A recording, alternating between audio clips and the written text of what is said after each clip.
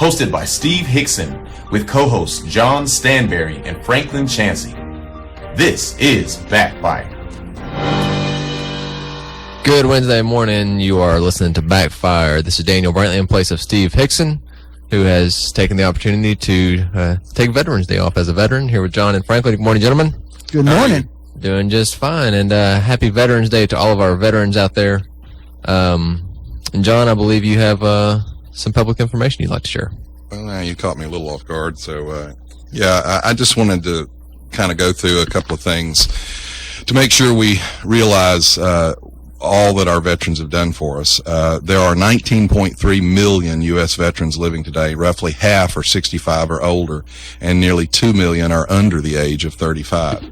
World War II vets are dying at a rate of 492 veterans a day. That means there's only about 855,000 veterans remaining of the 16 million who served during World War II. Korean War, there are 2 million of those veterans still with us today. The Vietnam War, out of 8.7 million who served in the war, 7 million are still alive today. Nearly 63,000 living veterans served during the Vietnam War and both periods of the Gulf War. Now think about that. 63,000 people served over that course of time in 3 wars for their country. That's amazing. 37,000 served during both World War II, the Korean War, and the Vietnam War. 80% are non-Hispanic white, 12% are black, 6% are Hispanic, 1.5% are Asian, and nearly 2.5% are Native American, Alaskans, or Hawaiians. There's 1.6 million female veterans in our country. Nearly 1 million Americans have died for their country. There were 370,000 Union soldiers died, 135,000 Confederate soldiers. We lost 120,000 veterans in World War I, and nearly 405,000 in World War II. Korea claimed 34,000, and Vietnam claimed 48,000. Of the 1.5 million who have served in Afghanistan and Iraq, we have suffered approximately 6,500 losses. Now, if you think about that, what that tells you is our medical care and our battle treatment and evacuation has greatly improved. However, that means that nearly 50,000 were wounded, and many of them are still suffering from their injuries. So I just think the numbers really kind of bring home how much our veterans have done for us. Also, yesterday was the 240th birthday of the United States Marine Corps. The Marine Corps was fighting, I believe it was in World War I, and they attacked a hugely superior force of the Germans, and one of our Medal of Honor winners turned and said, "Come on, men, what are you waiting for? You got to die someday." And out of that war, the Germans gave them the name of Devil Dogs, and that's where that came from. So I just think it's important to remember all the veterans have done for us, and I hope we all thank a vet. If you see houses lit up in green, that's to honor Veterans Day. And if you can go out in your yard and throw a light bulb on the front of the house in green tonight, that's to show your support. So, and John's right. Just saying thank you to a veteran makes a lot more difference than you'd believe. Yeah. So do tell a veteran thank you. We would not have the country we have without them, and we do thank you. Didn't you tell me that a local business was doing something really nice for veterans right now? The one I saw initially was a Golden Corral, but there are actually restaurants all over town. Buffalo Wild Wings and Cobblestone, all these places are giving out free food or giving substantial discounts to veterans. And let me say a quick thing. Since I'm a big believer in capitalism, if you don't see a vet in that restaurant, go up to the manager and thank the manager for doing that for them. Because these businesses need to be thanked for what they're doing as well. Yep. So thank those businesses. Let them know you appreciate it. Yep. Indeed. Well, thank you, John. Franklin? Well, we'll start local here. And it looks like in September and October, Cleveland Fire Department has responded to 9 vehicle fires. 2 of them were vehicle fires. The others looked like they were radiator overheating. So if your vehicle is smoking from under the hood, you can probably You might want to open the hood first before you call 911. Yes. Just to see. Yes. Well, I agree, but you also have to understand that part of that is the policy that apparently everybody in the community responds to everything. And I appreciate that, and I guess I'm a little cynical in that a lot of these response numbers are also then later used to justify larger budgets. And I do think from a taxpayer position, maybe we could look at policy and find out, are we responding appropriately? Certainly we always want to, but are we making sure that we're not responding when perhaps it's not necessary? Yeah. And some of the call-ins, I guess, could be not the person in distress, because if you're driving by someone and you see smoke coming up, there's going to be a lot of people who are going to grab their phone and call. Right? Oh, that's true. That's why, I mean, my girls and a lot of kids at church and stuff, I've got to have a cell phone if my car breaks down. No, you don't. If you break down, every person who drives by is going to call somebody to come help you. You're making your girls depend on the kindness of strangers. Yes. Or if they've got somebody in the car with them. I mean, I guarantee that at least one of them will have a cell phone. Yeah. All right. Well, we got the council delaying their vote on a new 911 agreement. Did you guys touch on this last week? Week before? The idea of the city wanting to have their own. I don't think we emergency haven't communication. really talked about that. Well, this is a curious little thing here.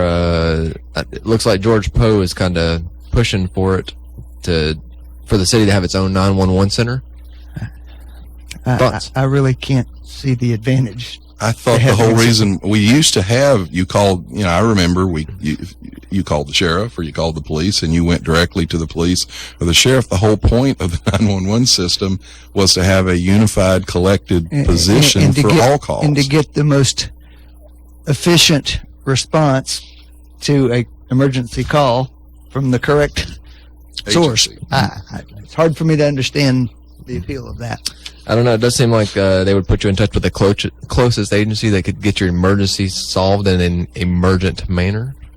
But yeah, right now it's Cleveland, Charleston, and the county all working together. I guess they're up for renewal on their contract, a 4-year contract. And at the moment, the communication center is staffed by 21 dispatchers, 3 supervisors, and 1 NCIC personnel. And then 1 dispatcher would be added each of the 4 years with the contract they've got now. So if you imagine the city having to come up with something similar. I mean, we've talked about combining agencies that can be combined to save taxpayer dollars. So I don't understand why we would now be talking about taking an agency that's already combined. And by the way, if you all think back over the years, we spent a lot of time and a lot of effort trying to work the kinks out of a combined agency. The equipment requirements for a 911 center are very large. It's an expensive proposition. Maybe there's something I don't know, but it's hard for me to understand how that improves efficiency or cost. I would tend to agree. I mean, public safety, I think we all agree that that's an appropriate public expenditure, but we want to do it in the most efficient way possible, and I don't see how either one of those goals would be advanced by that. Now, I will say I've always been a little intrigued by one thing. I will call the police or I'll call the sheriff if I see something that looks like it's dangerous or looks like it's a criminal situation, because I do think the public should be involved. I've had cases where neighbors saw their neighbor's house being robbed and didn't call the police because they didn't want to get involved. So I will call if I see something, but I'll call if it's in the city and I know it's not an emergency, I'll call the city police department. I get this long recorded message telling me if it's an emergency, hang up and call 911. Well, part of me is like, I know that. Why am I having to sit through this long message? There's a whole bunch of recorded calls down there at the city where John calls in and says he spotted a Democrat. Yeah, that's it. The danger, the real danger to society. I'm pretty sure he's not supposed to be there.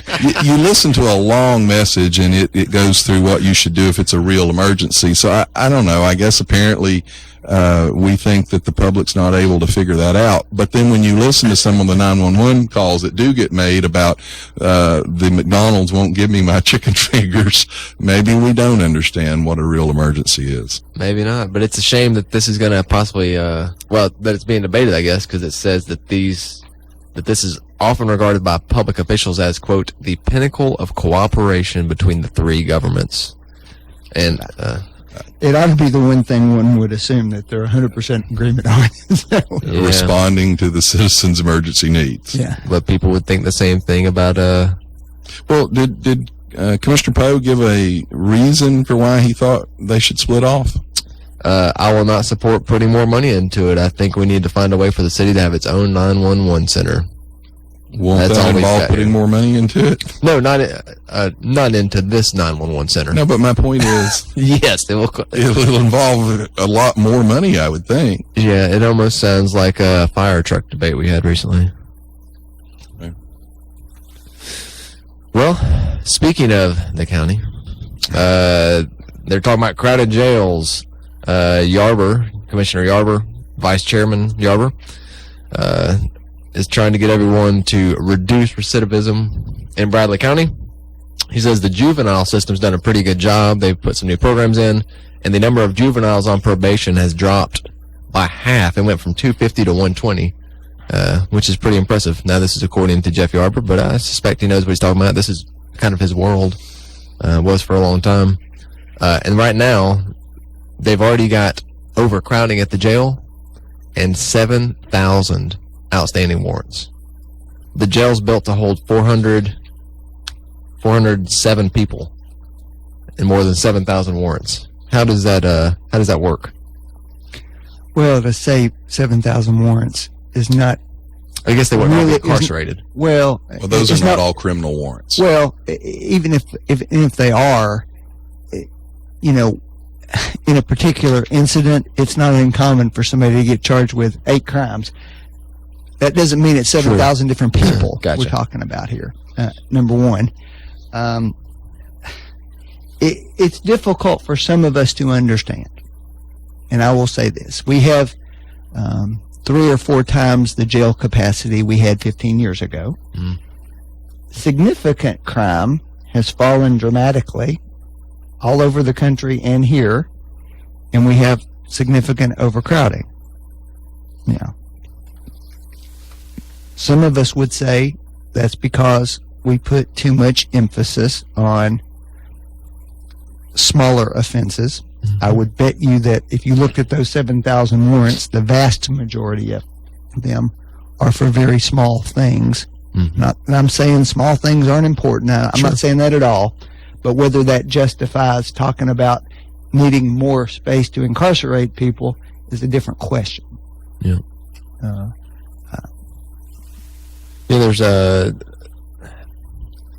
There's something appealing about giving people their lashings and let them go on with life instead of locking them up for. Well, it sounds ominous that there's 7,000 unserved warrants out there. Now, But let me give you an example. Oh, that's 1 out of 10 people are going to be arrested, right? Well, I mean, just under that. I had somebody come to see me not long ago. They got arrested, or they got pulled over on a traffic stop. You know, a tail light out, that kind of thing. Mm-hmm. They do the background check through the computer in the car, and there's a warrant for their arrest for a violation of probation. Sounds ominous. They go to jail for 2 or 3 weeks, lose their job in the process. Yeah. What's the violation? Well, it's an unpaid fine from 9 years ago for a few $100s. Now, I'm not saying they shouldn't pay the few $100s, but that's a warrant that's outstanding for somebody. Proportionally, you know, is that what we're talking about? I don't know. But the vast majority of them. But I think you need a lot more information before you could just deduce that there's 7,000 warrants, and so we have to do something about, you know, overcrowding or expanding our jail facilities. So warrants aren't just put out we for understand murder. our jail here houses federal prisoners down there. Okay? Now, we get paid by the federal government for doing that, but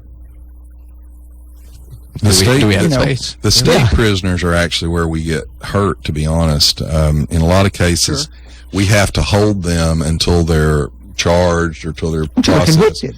And so what happens is the state, a lot of times in a lot of these counties, will put these people in, and then they won't do anything for months and months and months, and the county ends up brunting the bill. In a really in a really serious case where somebody's arrested here and charged with a serious crime, it may be 6, 8, 9, 10, 11 months before they come to trial. Yeah. Well, they're in jail the whole time at that point before they've even been found guilty. Yeah. And the state is prosecuting them, but we're the ones who are paying for that. Yeah. And the state doesn't start paying for any of that until after a conviction. Yeah, but then they've lost their job and they've missed child support for a year. The point is the taxpayer has paid for all of that incarceration. The Bradley County taxpayer has paid for all of that. Sure. And Franklin's right. It takes a long time to prosecute, but there are also lots of cases where the state just doesn't move because they know they're not going to have to pay that bill. The county's paying that bill, and it's very unfair on the county. Yeah, why would they? I mean, it's not... Makes it very difficult on the sheriffs around the state to have prisoners in their jail that nothing is really happening on their cases, but they're having to foot that bill for keeping them. Again, it is bizarre how difficult it is for different government entities. We got the county, we got the city, we got the state. They don't realize the same people are paying all those bills. Yeah, it's always the taxpayer. And I will say that kind of leads into something I did print off. The Obama administration has been pretty active, and there's some bipartisan effort and support for looking at some of our sentencing, but you also have to be very careful how you go about deciding who you're going to release and who you're not. And it appears that they're being very blanket in their releases. The state of Texas, well, first off, let's say federal prisons granted early release to 6,112 inmates last week. Texas got more than any other state, 578. Now, they're describing these inmates as nonviolent drug offenders, but an Associated Press analysis of nearly 100 cases identified career felons who carried semi-automatic weapons, had past convictions for robbery and other violent crimes. A 2002 federal study of freed nonviolent offenders found 1 in 5 were rearrested for violent crimes, including more than 70 murders and more than 600 rapes within 3 years. And this is after they were released on their early. Right. And one of the problems is the states have no involvement in the release or the supervision of these federal convicts. Now, the Department of Justice has previously admitted difficulties in identifying low-risk inmates. Up to 8,000 more federal inmates are ticketed for early release next November. Before you put people back out on the street, I certainly think we ought to be looking very stringently at who we're releasing and why. One of the problems with a lot of these programs, and the president has sort of played with this verbiage as well, nonviolent offense. Well, that may have been what he was convicted of. But in a lot of cases, you're convicted of a lesser crime if you agree to plea. Mm-hmm. He may have been carrying a gun. He may have been admitted that he robbed someone, murdered someone, not murdered, but a lot of these or attempted murder, and he gets convicted of a lesser crime. We need to be careful who we're putting back out on the streets. Yeah. And I wonder, playing devil's advocate a little bit, but would it be, it seems like a system-wide issue. It's deeper than just, kind of behavioral issues. But do we need to go inside the jails and do more training? Because I could see a lot of these guys, if they do go in for something of, a low-level crime, a misdemeanor, well, maybe not misdemeanor, but do they not need training so that when they leave, they're ready to actually take on a job so they don't get frustrated? What we need to look at is what is actually a felony and what's actually a misdemeanor, number one. What should be, rather. Sure. And number two, we need to look and see if there's a better way in some cases to address what's going on with somebody. As has been pointed out, providing some drug treatment, if that's all it is probably cheaper. And I think there's bipartisan support for all of that. And that has some important ramifications. It keeps that significant criminal conviction off somebody's record, which makes it harder for them to be productive and to get jobs and to do the things that we want them to do. But one problem, Franklin, and I would just caution the president because he's very ideologically confident in his superiority. he will poison the well if he just blanket turns people loose and we start to see violent crimes committed by some of these very same people that he has labeled nonviolent offenders. So we should be very careful how we do I have never it. really understood the argument that Congress won't act with the things that it can do because of what the president does on his own. The Congress can do it anyway and do what they think. Then maybe he should wait for them to do it. There's no linkage between those two. There is linkage from the standpoint of he doesn't have, in this case, he does have the authority to do some of this. Mm-hmm. But in a lot of cases, he doesn't have the authority. Matter of fact, for example, he just got struck down on his immigration overhaul, which he said 26 times he didn't have the authority to do, and then he did it. Well, now a federal judge in Texas and now the Fifth Circuit Court has both said, no, you didn't have the constitutional authority to do it. That's the problem, Franklin. The man by his own. Matter of fact, the court actually ruled with Obama because they ruled with him the 26 times he said he didn't have the authority to do it. Well, we'll see when the Supreme Court weighs in on that, John. Did he say it 26 times? All right, Because let you're me doing ask you apples this. and oranges. Was he wrong the 26 times previously You're he said he doing didn't? apples and oranges. I'm using his own words. No, it's not. You're Franklin, talking. let me say something. John. When you say Bush did this wrong or Bush did that wrong, there have been a lot of cases where I agreed and said, you're right. He shouldn't have done that. John, this guy's own language indicts himself, and you still defend him. John, the president's immigration action is 11 or 12 different things. The president wasn't commenting on all 11 or 12 of those things when he made the statements you're talking about. 5.5 million people he was going to allow to continue to violate constitutionally passed and signed into law, federal law. By the way, on top of all of that, we don't have a head of the Border Patrol right now. Apparently, one of the leading candidates for the head of the Border Patrol under President Obama's watch is a former San Francisco sheriff who openly said she would not enforce federal immigration law. She actually did a PSA TV ad in San Francisco telling the illegal aliens, we will not cooperate with ICE and the Border Patrol. She's now on a short list of 3 people to be the scope of what you Franklin, just said and linking together is amazing. A believer in unenforcing, not enforcing federal law. That will be a relevant topic for conversation if that person is appointed to the job. Well, do you know what her current job is? You just said somebody who's on the short list did this, and we don't have one.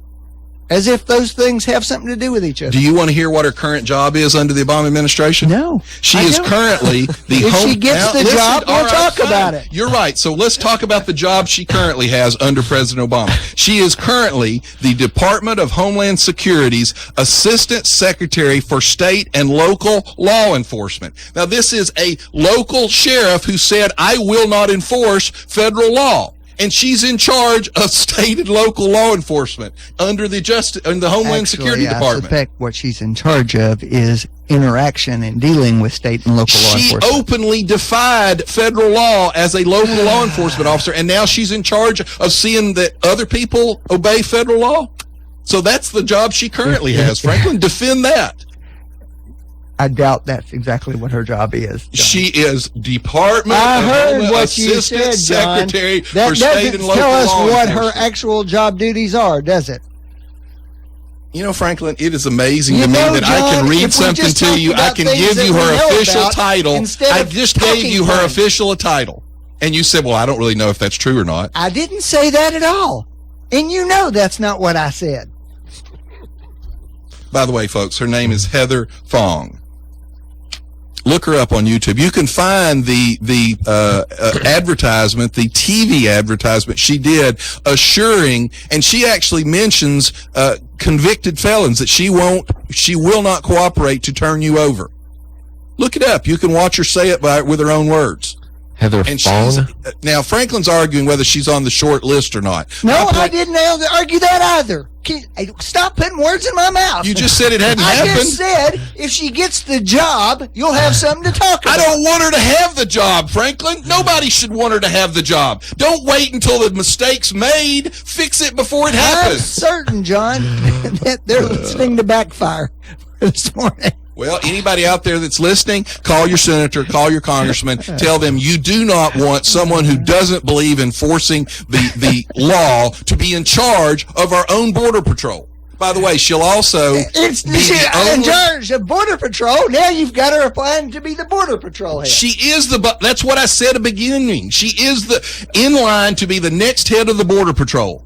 And she did not believe in actually cooperating with the Border Patrol. Did an actual TV ad saying, I won't cooperate with them.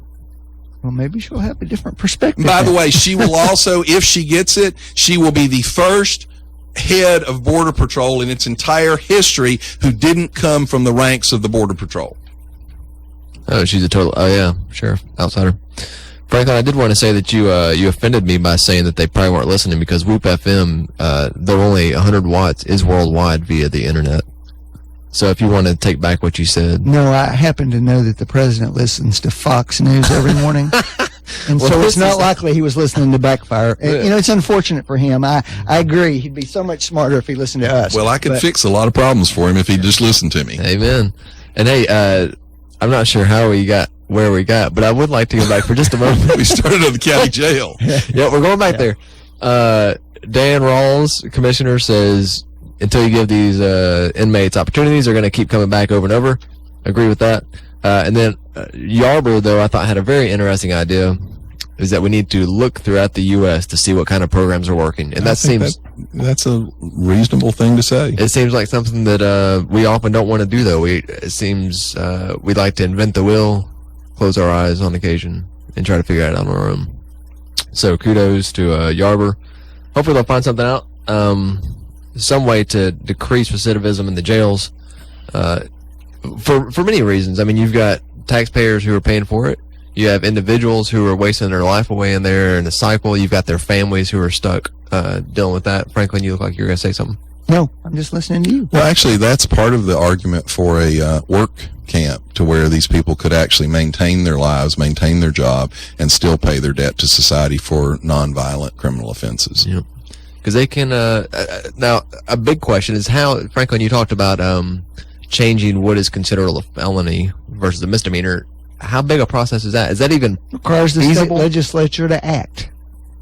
You talking about state felonies, or There's no such. I know I'm a little confused. They can't change what a federal felony is. That's the No, we U.S. can't Congress. change federal ones, but we can change ones on the state level. And That's what I what- was asking. Is there a state felony? What are the state charges? I mean, how does that work? Well, Misdemeanor versus let me what? give you an example. Okay, if someone has less than a half an ounce of marijuana, it's considered a misdemeanor. If you have more than a half ounce, which is not a great deal, frankly, okay, it could be bumped up to a presumption that you have that for resale, and that can be a felony. Okay, now there's an enormous consequence for that, for someone's future and their ability to be a productive citizen in the country. Now, if you believe, and there's some people who do, I'm not telling people what to believe, but if you believe that everyone who has more than a half ounce of marijuana ought to be a convicted felon for the rest of their life, okay, then, you know, you apparently think that that's a good thing, okay? I don't necessarily agree with that. Now, this is on a state level? That's a state crime. Okay. Okay. The Tennessee General Assembly, and it, there is a downside to. There's been a whole bunch of, for the last 20 years, let's get tough on crime. Okay. Well, when I hear that, I think let's get tough on people who break into people's houses. Let's get tough on people who commit rapes. Let's get tough on child molesters, murderers. Okay. I'm not necessarily thinking about the guy down the street whose 20-year-old son got together with a bunch of buddies and bought some pot. Yeah. Okay? But a felony's a felony, and it's going to show up on your background for the rest of your life. Yeah. Okay? And there are tons and tons of jobs out there that you might otherwise be qualified for, and you might not be a threat to do anything else in your life, that you will never be able to access because of that. Well, Is that a good thing or a bad thing? here's my only problem. I don't disagree, but here's my problem with this. It's always easier to keep a genie in a bottle than to try and put it back. And so my problem with all of this is we have over the last 40 years, we have become a country that coddles our kids. We protect them inordinately. We apologize for them. We make excuses for why my little darling shouldn't be punished. And one of my problems with this, Franklin's talking about an 18, 19-year-old. The problem is when he's 4 and he hits or bites the child next to him, we don't spank his butt. We go, oh, come on, Tommy, we're going to put you in timeout and we're going to talk to you about why it's not right to bite. And then when he's 9 or 10 and he's beating some kid up behind the school, we go, well, you know, he's got anger issues and he's ADHD and we need some medicine. And then when he's 14 or 15 and he's skipping school and he's truant, mom says, well, you know, it's not fair to me because I can't be bothered with making sure he's there. That's your job. That's the school's job. Then when he's 18, he's buying pot. Well, guess what? When he's 22 and he's 23, he's robbing the corner liquor store. That's my problem with all of this. We keep making excuses and saying, oh, well, let's do, and Franklin's right. There is a base to that is true. There are good kids that do some stupid things, but we need more people kicking some of these kids' butts on more minor issues. So maybe they look and go, you know, I might like to smoke pot with my friends, but I'm not going to take that risk because I want my career to be good. I don't want to have a problem on my resume. The problem that I'm highlighting is that, you know, John used the metaphor of can't put the genie back in the bottle. The problem is we've made the bottle bigger and we've put more stuff in the bottle. And so we're putting more and more of our resources into these, what I'll call lesser offenses, when I think if you really want to spend those resources, concentrate those on the bigger things. Well, I'm glad he said that because we've talked about gun control a lot. And there was a project in Richmond, Virginia, I've talked about it a lot, called Project Exile. And the NRA and people like me that believe in law-abiding gun owners have said exactly what Franklin just said. Let's concentrate on that. Let's take all of the gangbangers, which is what they did in Project Exile, and if you committed a crime with a gun, you weren't prosecuted in state court under state laws. You were prosecuted for federal gun crimes. And guess what that meant? That meant you went to federal prison for 5 years. They saw the gun crime rate in Richmond, Virginia drop 80% in about 1 or 2 years. So it's frustrating to me when we've got an issue, gun crime, where people actually lose their lives, and instead of looking at something like an idea that Franklin just proposed for drug crimes, apparently the liberal progressives don't believe in actually doing that when it's an actual real crime like a gun crime where people get killed. Isn't that exactly what they're trying to do in Chattanooga right now? My point is the administration is always talking about legal and lawful gun owners instead of actually doing what you just advocated on the drug cases, actually prosecuting real crimes hard. Except under the federal system, there already is significantly more punishment if you use a gun in the commission of a felony. The point is they're not always prosecuted. That's what Project Exile was, Franklin. The local prosecutor in Richmond, Virginia, with a program actually developed by the National Rifle Association, said, I will forego state charges and I will press federal charges on the gun crimes and allow the U.S. attorney to prosecute those. And they saw significant decreases in violent crime. Well, first of all, it's not either or. The feds and the state can both prosecute what the has to same happen crime. First? Neither. No. I'm sorry, John. Franklin, that's just not look accurate. up Project Exile. I'll be happy to. I'm it not was saying a cooperative effort between local and federal agents, and what happened? They actually went out and interviewed gang members, and you know what they said? Now they're still committing crimes. Don't get me wrong, but they said I don't use a gun anymore because if you use a gun, you're going away for hard time in federal pen. Yep. Well, I think we need to take a break. I mean, here's the thing. I mean, these are facts, though. The number of crimes committed with firearms is actually down in America. Then why is your president trying to take away my rights every time there's an incident? Nobody's trying to take away your rights. Well, I'm sure that's what the Germans said. Yeah. Well, yeah. We do need to take a except that break. there's 4 times as many guns in America right now as there were 10 And years that's ago. actually why the Japanese general So, said boy, that the we're doing a Japanese, great job of taking that's those rights actually why away. the Japanese general said that they would never invade the mainland USA, because there was a gun behind every bush. That's actually what protected the United States of America from a invasion from Japan, according to the Japanese generals. That and the fact that they never got anywhere near the United States. We do need to take a break. I think I'll say that again. But before we do, a point that y'all, I think, both agreed on, and John kind of started alluding to, is this idea that parents need to love their kids, and by love their kids, I mean be there for them and discipline them appropriately and give them education of this is what happens when you do X. And Franklin, I have a quick question for you. You said it's half an ounce is kind of the breaking point in Tennessee. Mm-hmm. What does half an ounce look like for us lifelong non-drug users? Is that I was about to say, I don't really know what that looks like one either. person, like one marijuana cigarette? How or many much cigarettes is would that be? 3 maybe. Okay, Something so it's like you and a that. couple All right, buddies. let me, before you go off, though, let me ask one question. You will admit that there are a lot of cases where they do have a decent amount more than that, and they're allowed to plead to that in a plea deal. Sometimes. If that's the case, and we're looking at releasing people, don't you think we ought to look at what they actually had versus what they pled to before we release them? Sure. I have a problem with that. All right. We'll be back. You're listening to Backfire with Steve Hickson. We'll be right back after this. You are listening to WOOP-LP, Cleveland, Tennessee. WOOP FM is a broadcasting service of the Traditional Music Resource Center, and we play America's original music. Check into cash. Need help paying for life's little emergencies? Get the cash you need today from your friends at Check into Cash. Get a payday advance today for up to $425. At Check into Cash, we make it quick, easy, and confidential. Get the cash you need now at Check into Cash. Visit checkintocash.com for the store near you. Borrowers often use payday advances over a period of months, which can be expensive. Restrictions apply. See store for details. Guns, guns, and more guns. That's right, folks. U.S. Money Shops has just received a large shipment of pre-owned Glock 22s, 23s, and the awesome Beretta 8040D Cougar. These guns are law enforcement trade-ins that start at just $379.99 while supplies last. At U.S. Money Shops, there's no shortage of guns, so if you're looking for a great deal on a newer pre-owned gun, then check us out first. Buy or sell or apply today, the better way at U.S. Money Shops. Visit usmoneyshops.com for the location nearest you.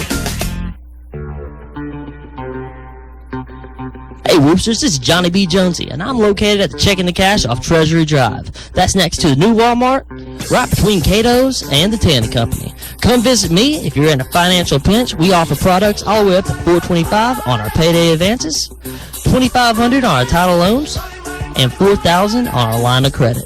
That offers the lowest rate guarantee, and we buy out titles anywhere, anytime. And that is 2314 Treasury Drive, Cleveland, Tennessee. And that number, 423-479-2166. New customers, mention Whoop FM and get cash back on your first loan. That's Check into Cash. Ka-ching! If you need a little green, Lending Frog is making deals. He'll lend you cash on any kind of wheels. Borrow just a little, or you can borrow big. Lending Frog is a new financial gig. It's hip to hop into cash. LendingFrog.com is making a splash. Dig it, dig it. Dig it, dig it.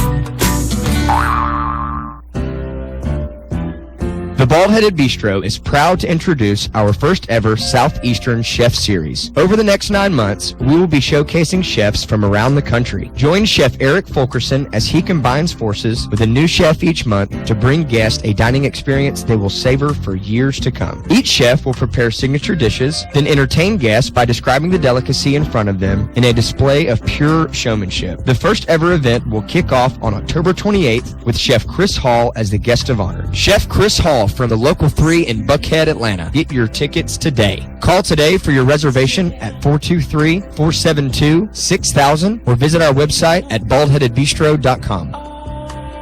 No dealers allowed. Jackson Ketnepper, family owned and operated in Cleveland since 1933, offering the best With over 70 styles of recliners, sofas, electronic lift chairs, full living room packages. Call Mike now at 961-7239 because Jackson Catnapper now offers sales to the public every Saturday. That's right, every Saturday. From 8 in the morning to 1 in the afternoon. Or call Mike at 961-7239 or go see him every Saturday at 1911 King Edward Avenue, just across from the main plant. Jackson Catnapper, family owned and operated in Cleveland since 1933. 961-7239. No dealers allowed. Wheeler Technologies has moved. Visit them at their new location at 490 Grove Avenue Southwest next to Bradley Rentals. Same great folks, same great service with a better location to serve you. Call Wheeler Technologies for voice, data, and security needs at 664-TECH. That's 664-8324. And remember, depend on Wheeler Technologies for the current time and temperature every day at 476-1111. Tennessee Alarm Contractor C1750. Train Endurance Engineers are an elite group of extremely devoted individuals who stop at nothing to push our heating and cooling units to the brink. That way, when they pick up the pieces, they'll know exactly how to make the Train we install in your home even more reliable. Right now, their target is a Train AC unit. Testing control. Fire up the pitching machine. Their methods may seem unconventional, Okay, cue the jackhammers. but it's because of their tireless efforts that it's hard to stop a Train.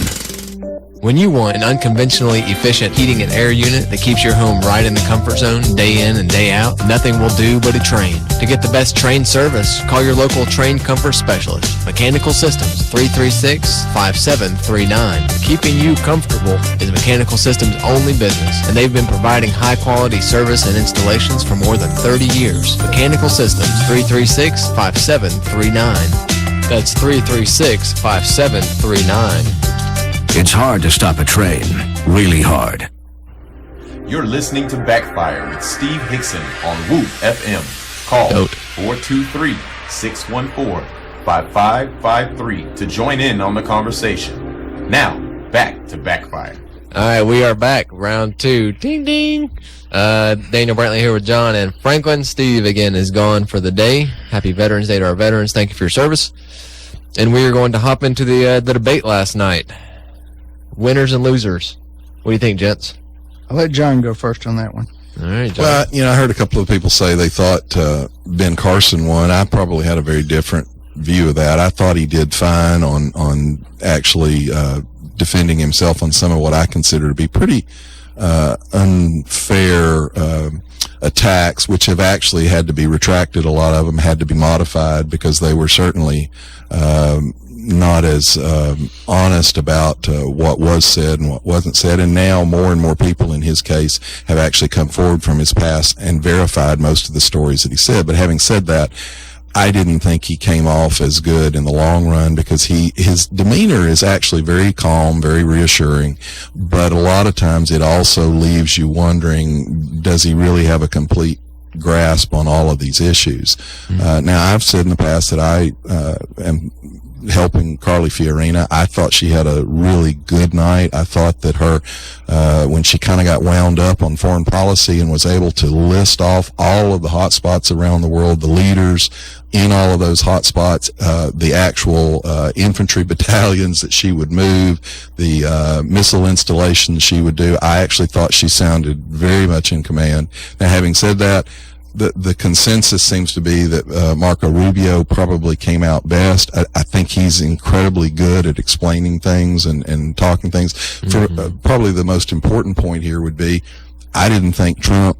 It's hard because I actually think Trump is trying harder to appear more presidential, to tone down some of his natural instincts to sort of be bombastic and attack. But in that, I thought once you pull that away from him, I'm not sure what's away left. his appeal a little bit. So I didn't think he had a great night. I think Jeb Bush was fine on a couple of things, but all in all, I'm not sure he did what he needed to do. I think Kasich screwed up multiple times, and one of the topics that he talked about, most people, including myself, was shocked in that audience that he would say what he said. When he talked about picking and choosing who he would bail out in a bank and who he wouldn't bail out in a bank, that's one of the key things that Republicans and actually probably even independents and probably some Democrats don't like. They don't want government picking winners and losers. Mm-hmm. Franklin, your take?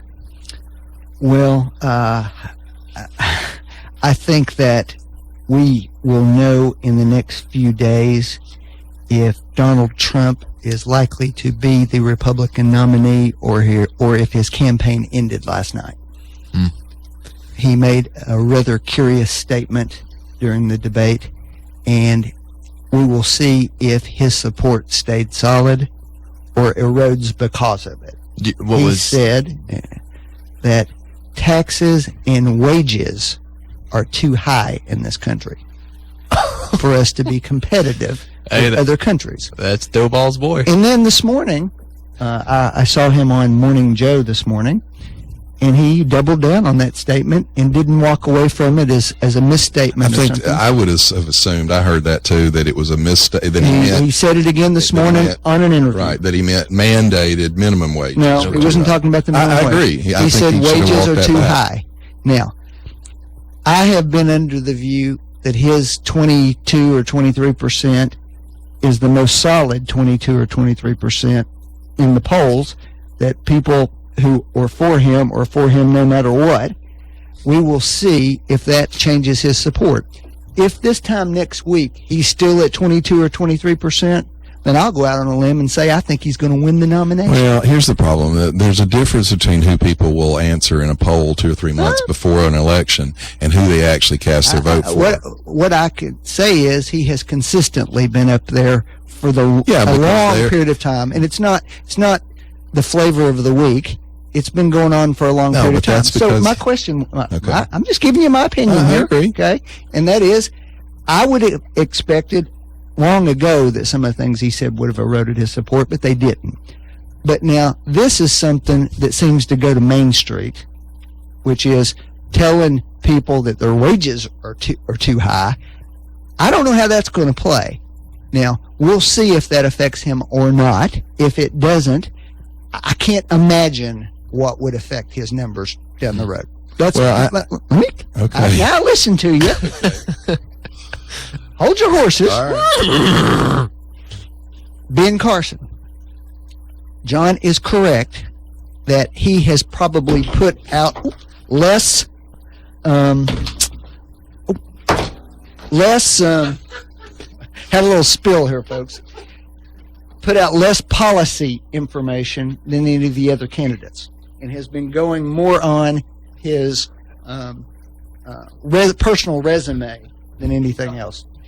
And so I think that it's really curious what will happen to him as he starts talking about more. Last night he seemed to flip-flop. About 3 months ago, when he was being interviewed, he said the minimum wage probably ought to be raised some. He did. Last night he said no, he's opposed to that. So I don't really know where he is on the issues. So I don't know that he had an especially strong night for that reason. I think I agree that John Kasich probably sank himself for any hope of moving forward last night. I don't think... He seems angry. Don't you think he seems kind of inappropriately angry? I think he's frustrated that his loyal service to the Republican Party and relative success hasn't been more recognized. That would be my guess. Debate people seem to think that Marco Rubio had a good night. I still don't understand his math. He continues to say that he's going to have the largest tax cuts of any candidate in the race, going to increase the defense budget by $1 trillion and balance the budget. I don't know how that's even remotely possible. Because the economy grows. Well, and you get a smaller slice of a bigger pie. It would have to grow at an unprecedented level. It did under Reagan. No, it didn't grow at that rate. It did. No, it didn't. Franklin, the total... And furthermore, Reagan's budget went up during those periods. All right, let me explain this to you. First off, the Congress, who was Tip O'Neill and Democrats, control the budget. Under Reagan's tax cuts... That's not the point. Let me say this. You either spent the money or you didn't. Under Reagan's tax cuts, total revenue to the government more than doubled. The problem is the budget quadrupled. So it wasn't that we had a revenue problem. Revenue doubled. This president, for example, Franklin, last quarter was the highest tax collection in the history of the country, and yet we still run a deficit. We don't have a money problem. We have a spending problem. There is no statistical support for that statement, John. None. I'm sorry. It's become part of the mythology of the Republican Party that Reagan was this great budget cutter. He wasn't. I didn't say he wasn't. I said that his tax cut more than doubled the revenue. And it completely bounces over the fact that after his initial tax cut, he started raising taxes and kept raising them all through the rest of his 2 terms. He cut one tax, but he raised a bunch more. And so, well, you know what, Franklin? The new revenue that came in from those taxes are not tax equal. Well, that's another problem for the Democrats. All taxes are not equal. All that revenue that you attribute to those tax cuts, much of it is in fact new taxes he imposed. All those taxes are not equal, Franklin. Some taxes actually if help. It's coming out of your hurt. check, it's equal. So anyway, we're talking about the debate. So that's my belief about it. I don't know who the winner was. I don't know if there was a winner. Was there any standout? This guy's going to be out of here soon. I mean, it sounds like Trump. I think there are ones. Did anybody do so horribly that they won't be there when the Iowa caucus comes on? Maybe Kasich. Maybe. And there's a possibility that Chris Christie did so much better in the early card that he'll be back on that stage. And that takes me back to what I was saying a moment ago. As long as there's 6 or 7 or 8 candidates in the race, I really don't see how a Trump or a Carson doesn't win this race. Well, I disagree.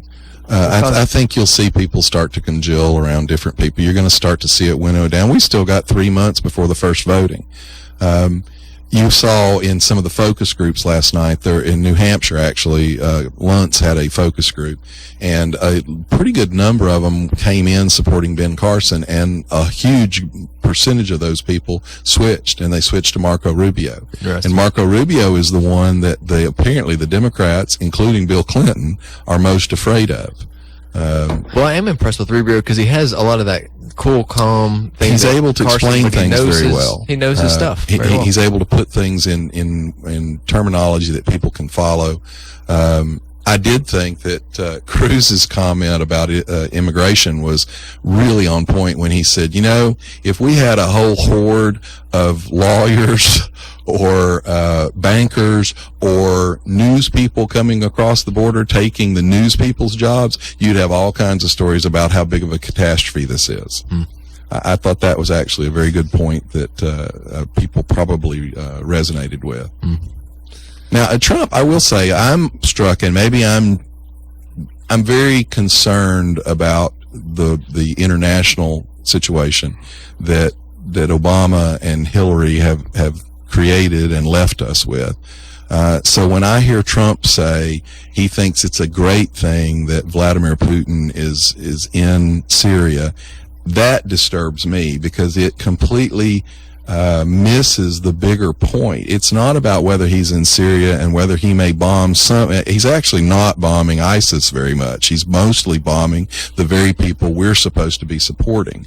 But it misses the bigger picture that the whole point of this is we had shut Russia out of that entire region for 40 years, and they're back in that region. They're back in, they're actually the power broker at this point. The Iraqis are talking to them. The Iranians are cooperating and working with them. The Saudis are now scheduling meetings with them. Obama's idea that we don't have to be the world's leader doesn't mean there won't be a leader. John, are you saying the Russians weren't heavily involved in Syria and Iran? They were sending arms. They've not been a power. And money. They were yes, they were.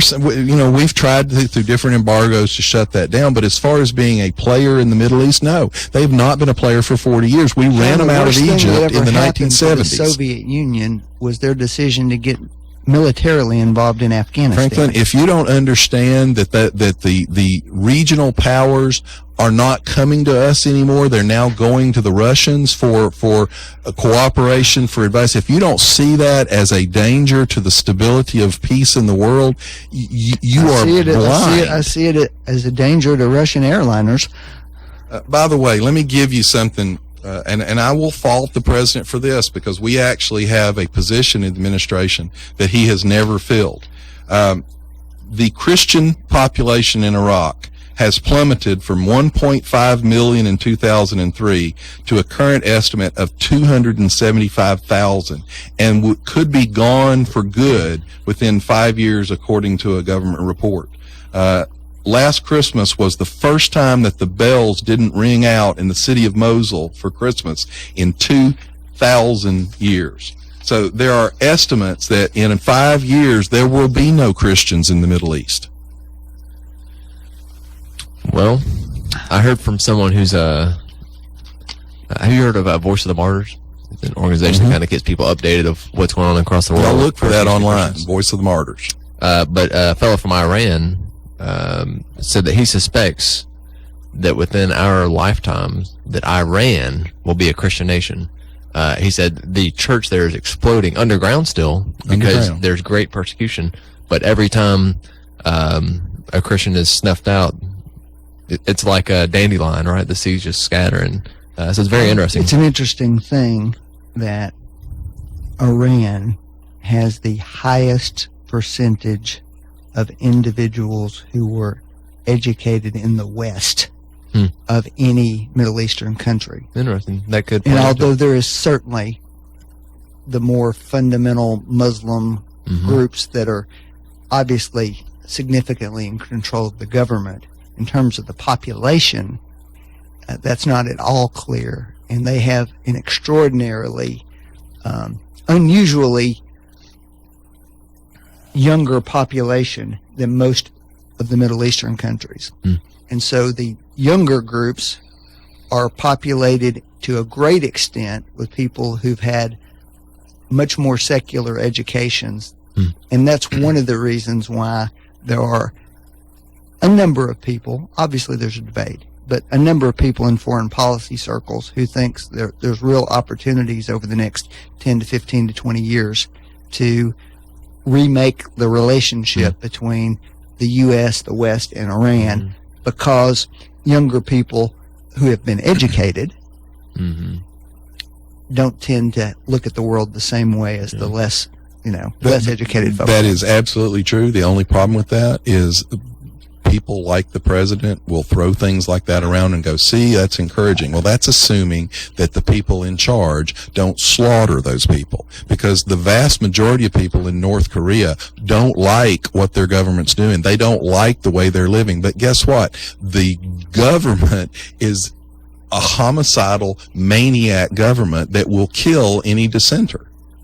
And we had an opportunity to actually support those very people you're discussing in Iran, and the president watched a young girl bleed to death on the street and did nothing. Tell me what the president should have done there. He should have. He didn't even come out and say, I support you. He didn't even publicly say, I support you, Franklin. We've got a new agreement with the mullahs in Iran that they are regularly violating. They just arrested more of our journalists and more of our priests in Iran. They have openly violated the very agreement that they just signed. And we're still going, well, I think we can work with these people. Well, we have reached the end of our time, and we have not gotten to University of Missouri. By the way, let me say one thing. Do you know what the pass at the debate last night was for the journalists? You had to sign on to Wi-Fi. Sure. You know what the pass was? No. Stop Hillary. That was the password. So every journalist in that hall had to log in with Stop Hillary. Interesting other fact, as we're finishing. Fox, who conducted the debate, was the only network in any of the debates that's had the following policy. The spin room after the debates, where the candidates come out to give their interviews and say how they did, only Fox journalists were allowed to do live interviews there. No other journalists allowed to do it. No other network, not CNN, MSNBC, CNBC, any of those excluded the Fox people from coming in and doing interviews there. But Fox only wanted their people to do it. It's their business. If they want to do it, they do it that way. It's their business to make sure that. By the way, they've also given. No, Franklin, that debate last night. Let me give you an example. The supposed quote debate for the Democrats last week was Rachel Maddow, who is a liberal progressive, interviewing each candidate That was not a separately. debate. You're right. You're right. It wasn't a debate, and that's all you get from the Democrats. Well, Franklin looks like he's on the way out the door, and we are done. See y'all next week. You've been listening to Backfire with Steve Hickson, John Stanberry, and Franklin Chansey. Catch them again on Whoop FM at noon today and every Wednesday morning from 7:30 to 8:30.